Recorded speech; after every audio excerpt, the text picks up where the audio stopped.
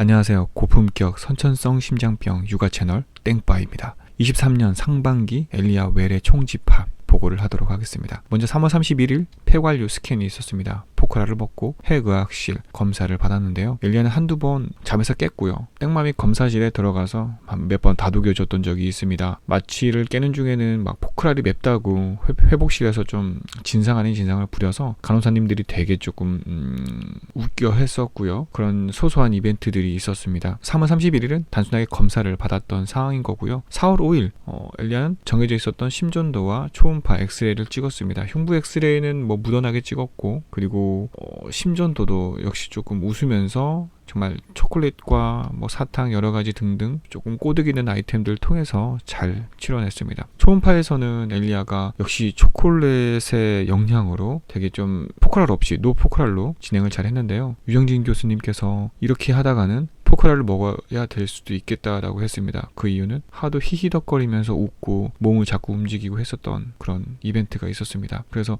땡맘이 한동안 좀 시겁했다라고 합니다. 포크랄을 다시 먹이는 것 자체가 힘들다는 걸 알기 때문에. 그래서 어찌어찌 해서 초음파를 잘 마쳤고요. 4월 17일 폐관류 스캔과 심전도 초음파 엑스레이에 대한 총 결과를 들으러 갔습니다. 혈액 검사를 했을 때의 INR은 1.77이었고요. BMP 수치는 58이었습니다. 보통 평균 36 이하를 정상으로 봤을 때 58은 조금 높은 수치이기는 하지만, 예전에 엘리아가 5000이 넘었던 수치를 좀 기억한다면 58은 매우 정상적이고, 정상적이라기 보기는 그렇지만 매우 낮은 수치라고 볼 수 있습니다. 외래에서 폐관류 검사를 말씀해 주셨는데요. 보통 평균 또는 일반인의 경우에는 폐관류 스캔했을 때 좌우 폐 운동 수치는 50대 50을 가리키는데, 엘리아는 지금 46대 54로 좌측이 조금 낮은 것 같아요. 그렇지만 46대 54, 즉 8 정도의 갭 차이는 수술을 다시 해야 되거나 지금 위급한 상황은 아니다라는 게 유정인 교수님의 판단이고요. 초음파상의 혈류 흐름은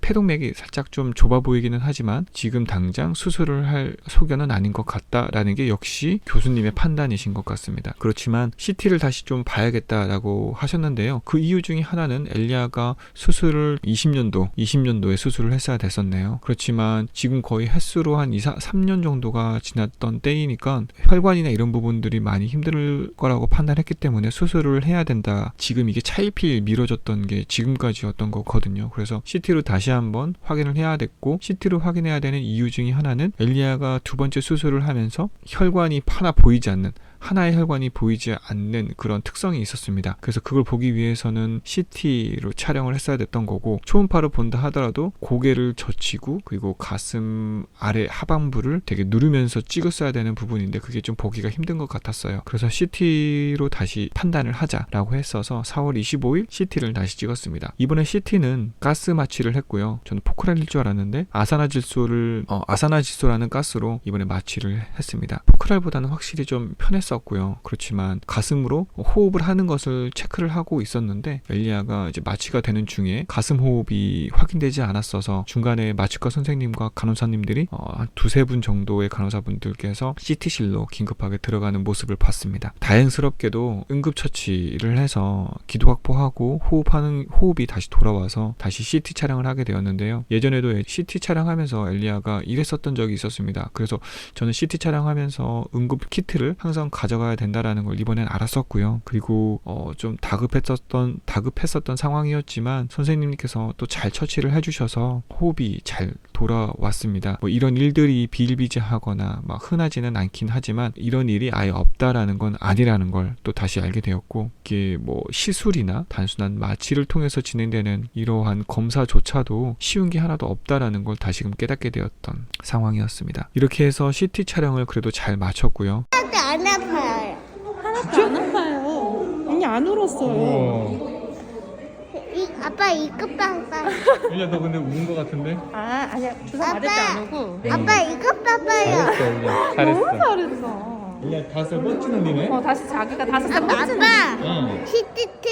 씩씩해. 엄청 씩씩해, 엘리아. 엄마 물고기 보러 갈까? 물고기 조금 이따가 볼 거야. 물고기 좀 이따 보러 가자, 엘리아.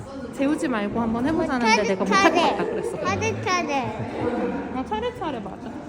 5월 17일 외래에서 엘리아의 다시 혈액검사상 INR은 1.6이었습니다. 당시 당초 한 달 전에 했었던 1.77보다는 0.17 정도가 내려갔던 좀 수치인 거고요. 그렇지만 와파린을 용량을 다시 늘리거나 그런 처방을 하지는 않았습니다. 그리고 CT 결과를 말씀해 주셨는데 CT 결과 패동맥 역시 좀 작아 보이지만 혈류 흐름에는 전혀 좀 문제가 되는 사항은 아니다 라는 판단이었습니다. 그래서 역시 당장은 수술하지 않아도 된다 라는 게 유정진 교수님의 판단이셨습니다. 4개월 후에 다시 외래를 잡았고요. 그래서 4개월 후에 엘리아의 상태를 보고 다시 또 판단하기로 했습니다. 어쩌다 보니 이렇게 이제 외래 보고가 이렇게 계속 미뤄지고 있는데요. 모르겠습니다. 빨리 수술을 했으면 좋겠다는 마음도 있긴 하지만 수술을 최대한 미뤘으면 좋겠다는 생각도 하고 있습니다. 그 이유 중에 하나는 다들 아시겠지만 지금 갖고 있는 혈관을 최대한 유지하면서 그러니까 최대한 컨디션을 유지하면서 잘 갖고 있다가 마지막 최종적으로 수술을 하는 것이 엘리아가 성인이 됐을 때 하는 그 수술 횟수를 가장 줄일 수 있는 방법이지 않을까라는 생각을 하고 있습니다. 아무튼 엘리아는 잘 지내고 있습니다. 엘리아는 매우 건강하게 자라나고 있고요. 최근에 열감기로 되게 힘들었었던 적이 있는데요. 한 3, 4일 정도 아니 일주일 정도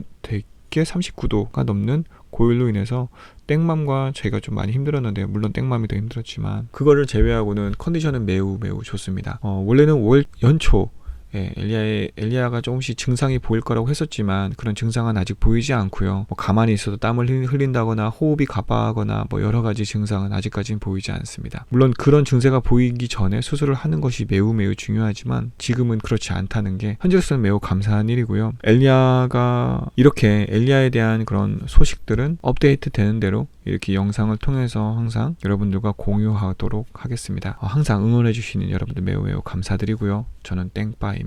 선천성 심장병의 아이를 기르고 있고요. 그리고 잘 이겨내고 있습니다. 만약에 여러분의 아이가 선천성 심장병이라 할지라도 잘 자랄 수 있고 건강하게 성장할 수 있음을 이 영상을 통해서 증명하고 싶어서 이렇게 기록을 남깁니다. 항상 여러분들의 가정을 응원하고요. 건강하시기를 기도하겠습니다. 그리고 저는 땡빠였습니다. 다음에 또 만나요. 제발. 그리고 나가시기 전에 좋아요 부탁드리겠습니다. 감사합니다. 빠이.